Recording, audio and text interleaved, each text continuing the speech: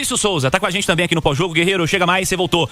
Participou com a gente do pré-jogo, tá no pós-jogo também. Queria primeiro um resumo, seu sentimento desse momento após uma noite infeliz, em especial na disputa de pênaltis. Fabrício. Olha, nessa história da divisão das responsabilidades, né?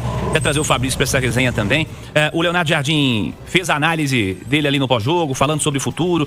Pelo seu sentimento, pelo que você ouviu da entrevista, pelo que você tem acompanhado, qual o sentimento que você tem sobre os próximos passos, Ale?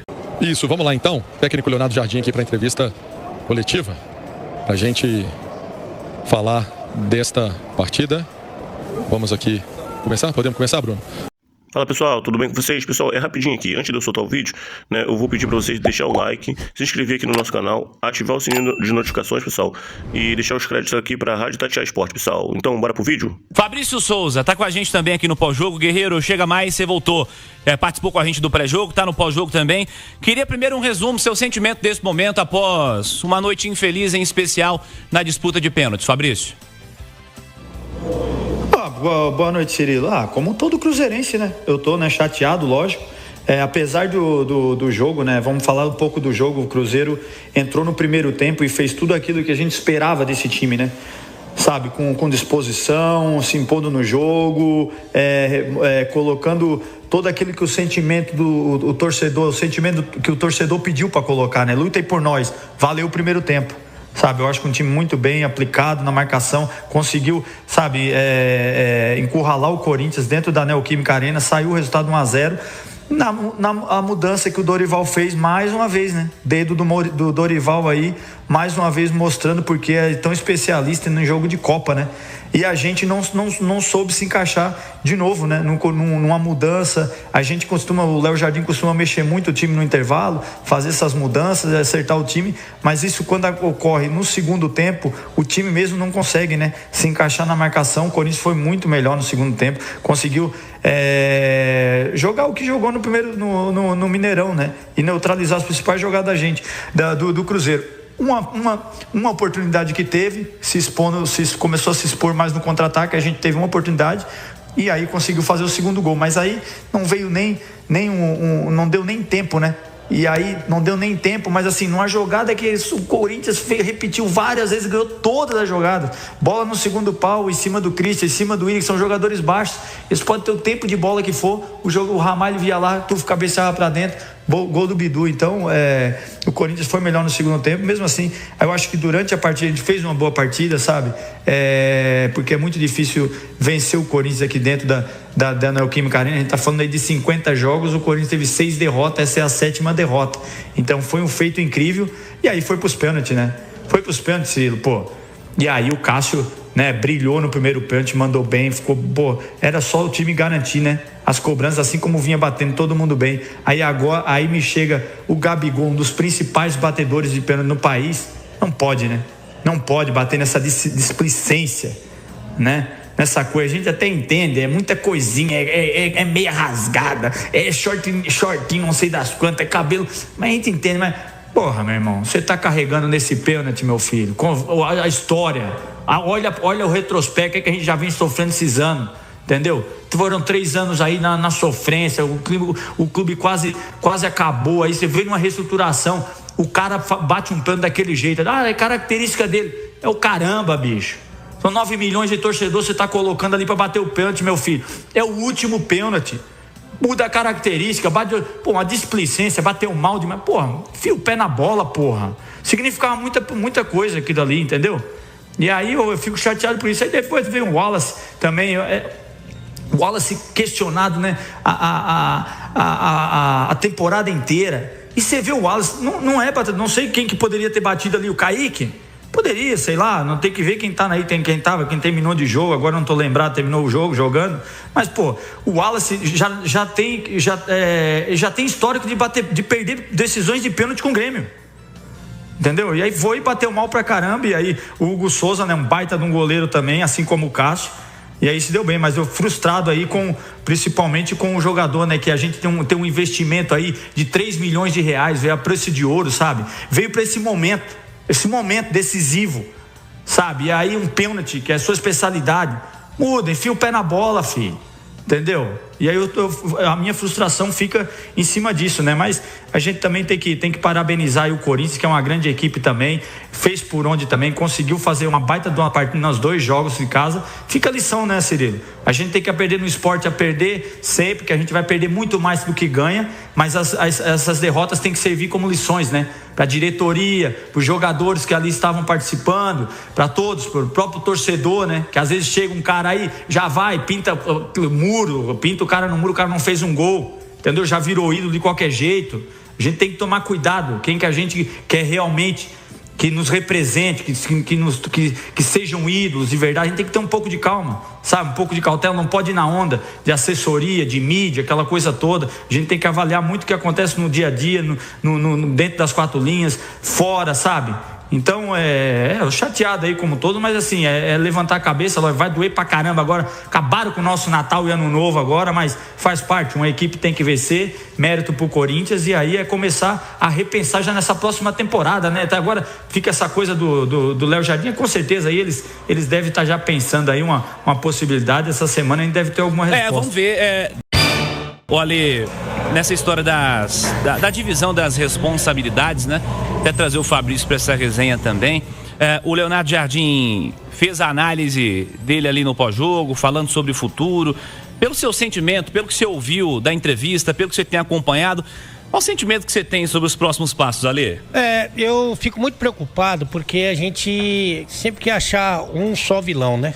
Então, por exemplo, aquele torcedor mais fanático, aquele mais radical, ele já sabe o motivo da eliminação, né? Ele já sabe, foi da arbitragem. Então, o único problema que o Cruzeiro enfrentou foi a arbitragem, que foi ruim. A arbitragem foi ruim e prejudicou o Cruzeiro.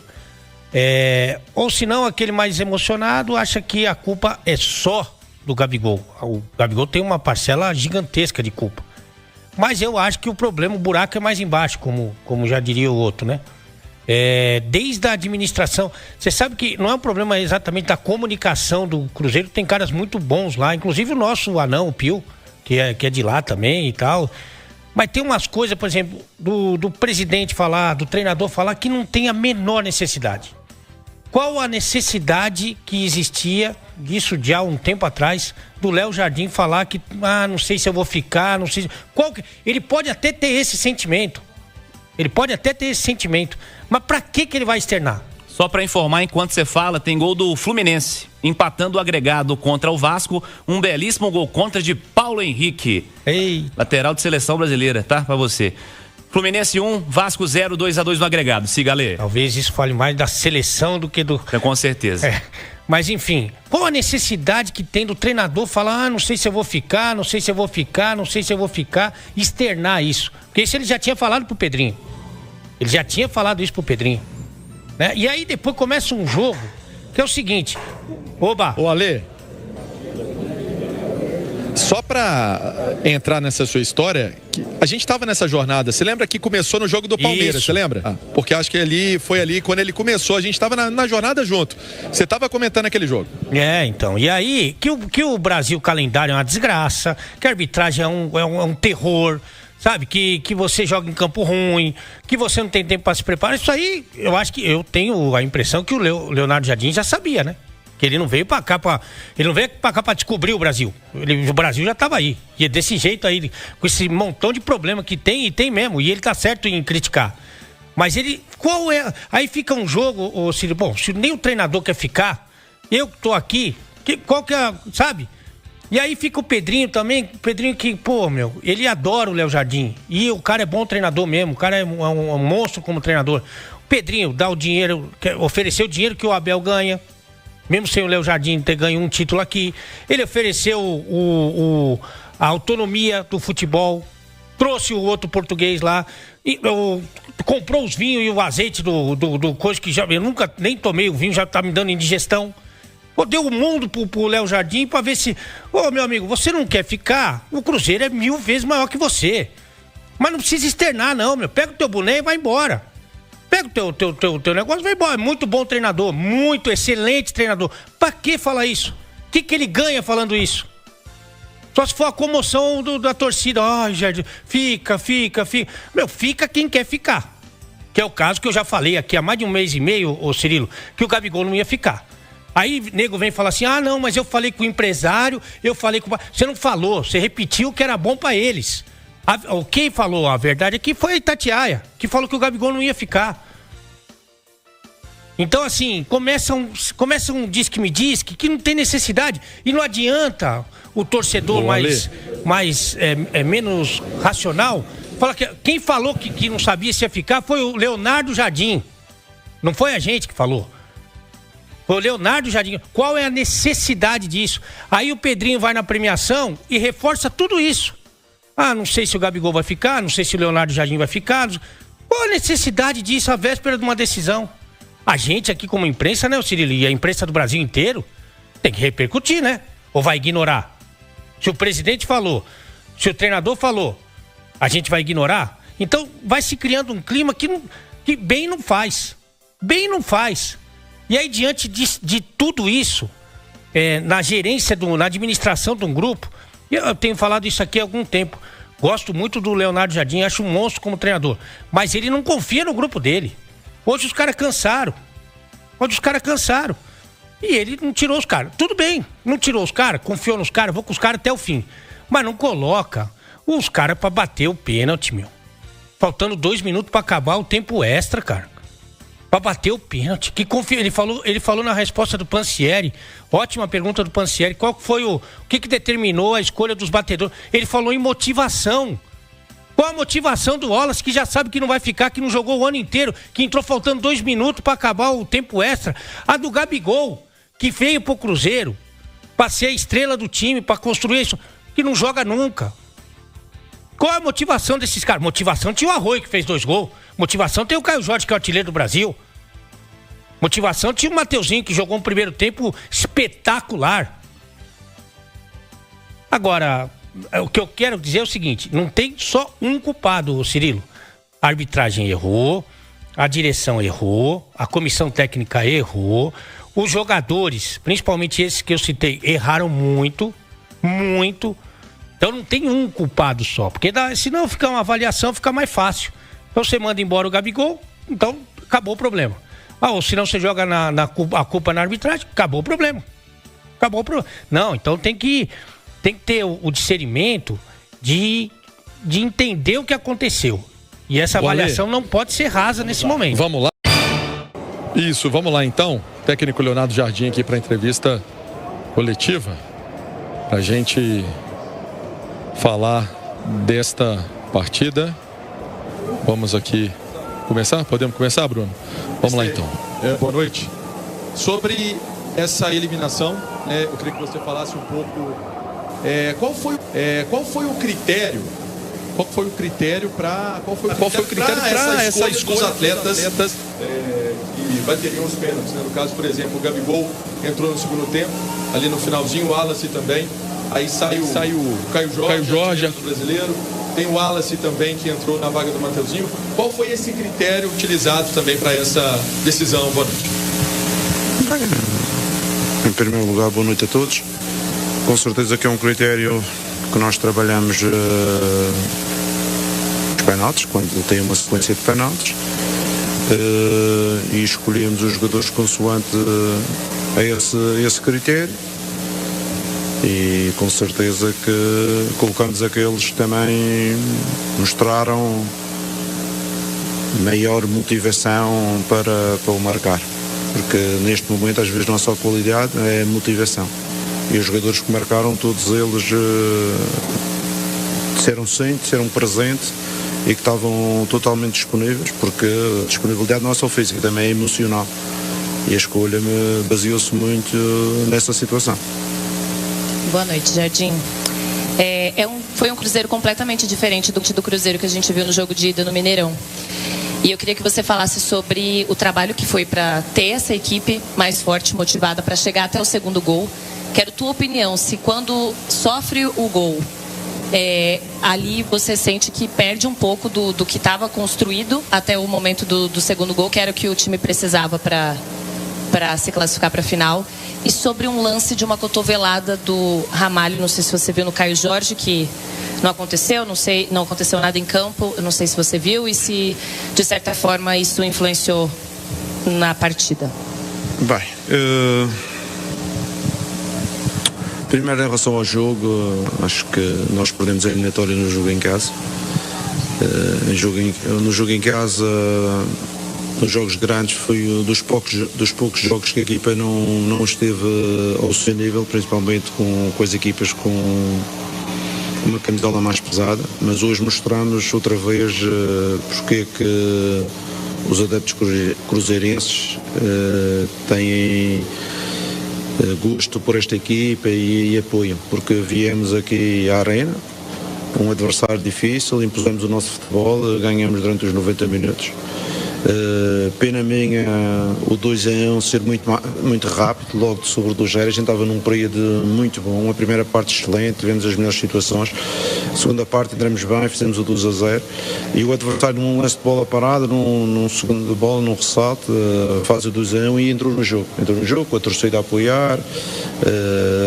Consegui ter também ali um momento sobre o jogo, depois a parte final foi mais equilibrada. Fui para penaltis.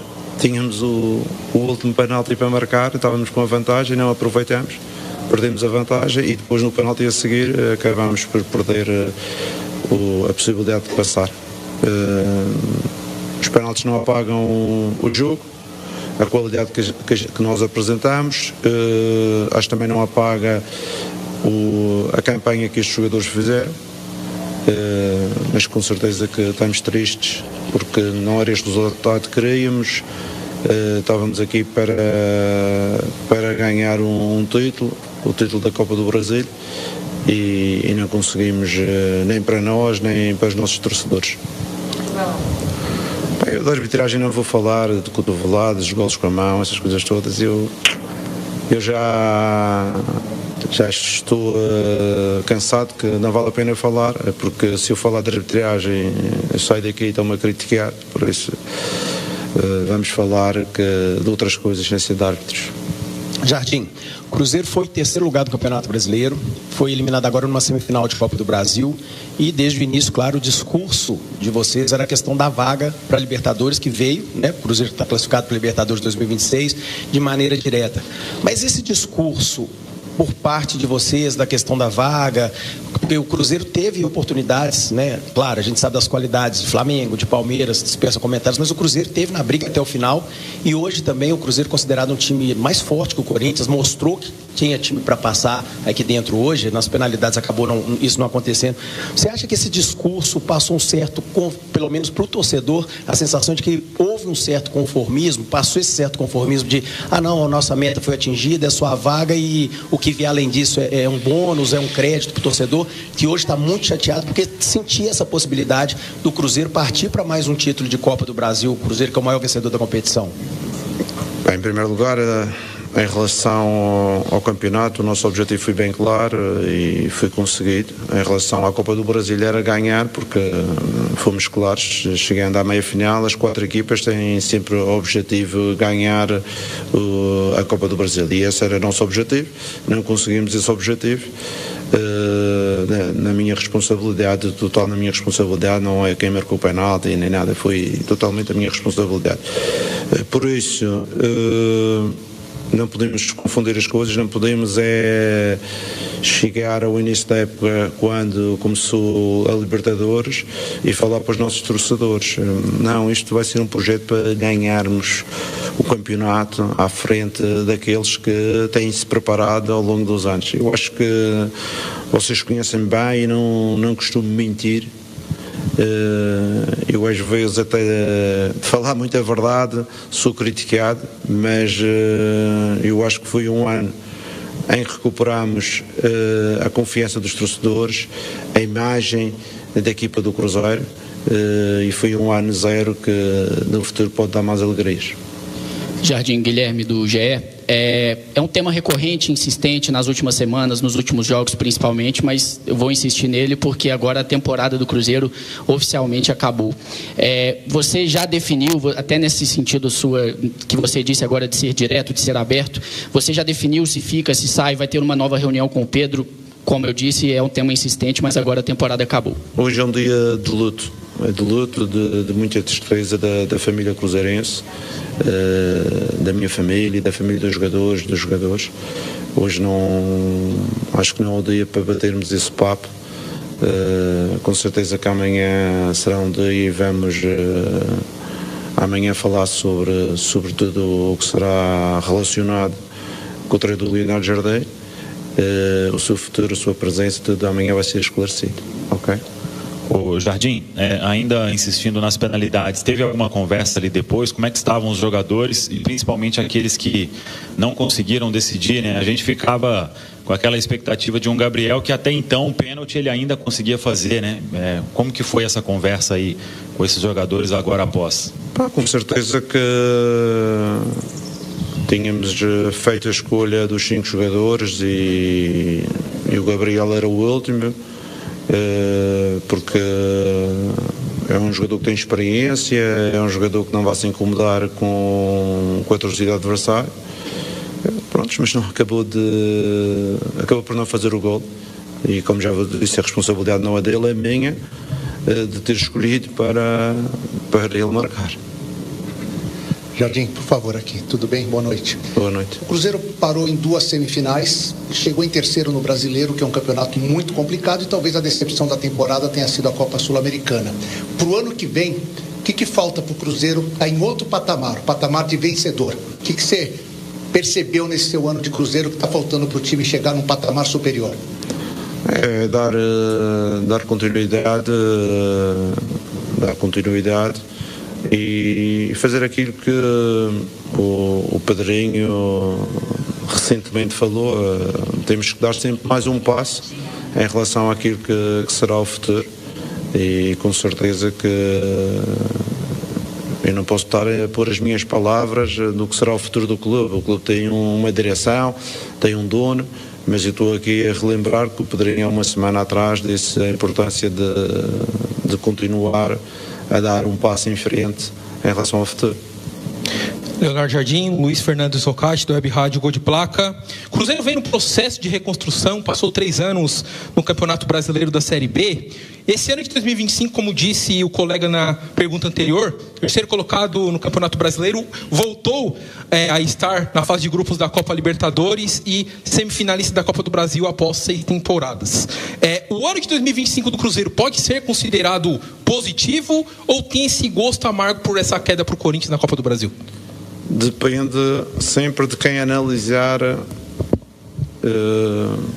a época do Cruzeiro. Se for aquela pessoa consciente que percebeu as limitações que existiam no início da época e tudo o que foi construído em cima disso, acho que vai olhar com uma época desportiva e com uma valorização da equipa que foi muito positiva, com certeza. Não foi excelente, que excelente era ganhar um título. Se olharmos em termos emocionais, só emocionais, foi um fracasso total porque não ganhamos títulos este ano. Foi um dos maiores fracassos da minha vida como treinador, porque eu gosto de ganhar e não ganhei hoje aqui. Obrigado. Obrigado a vocês. Então é isso, pessoal. Já que você chegou até aqui no vídeo, não se esqueçam de dar aquela moral, se inscrevendo aqui no nosso canal, deixando um like. E a opinião de vocês aqui nos comentários, galera, vai nos ajudar bastante, né? Pra gente estar trazendo esses cortes aí de notícias do nosso Cruzeiro todos os dias aqui pra vocês, pessoal. Então esse daí foi mais um vídeo de hoje. A gente vai ficando por aqui. Um forte abraço a todos. Fiquem todos com Deus e até o próximo vídeo, galera. Fui!